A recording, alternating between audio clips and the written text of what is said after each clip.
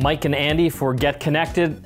Apple just launching their new iPhone 6 and 6 Plus. Yes. What do you think? Well, we've been waiting for this for a long time. We knew that they had to do something huge, and I don't think Apple people are going to be disappointed with what they saw.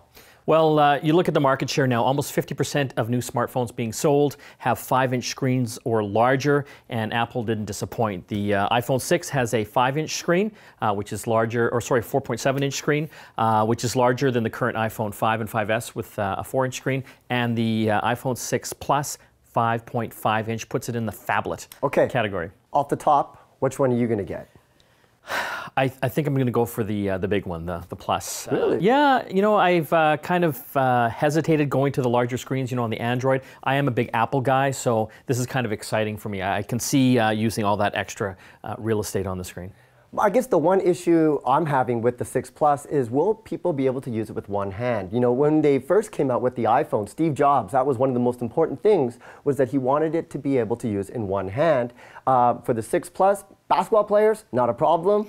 Normal people, maybe there's a little bit of a problem. With my lady hands. Well, they have introduced new gestures that can actually bring down the you know, the screen so that you can use it with one hand if you double tap the home icon, depending what app you're in. I don't know if you saw this, but it looks like they really want you to use it on the more horizontal aspect as well. For the larger one, there's definitely what they're doing there. So, you know, looking at the specs, they've got the more powerful A8 chip in there, so much faster, better graphics processing. The M8, the motion processor, can also really tell different things as well, like elevation and whether you're cycling or running, that kind of thing. Well, we knew that they were going to be able to be activity monitors, but what was interesting is that it can actually tell you elevation. So if you're going upstairs a lot, which both of us do, we can now track that. And instead of, you know, thinking of it as something that you don't want to do, we might actually want to climb stairs more because we can measure that.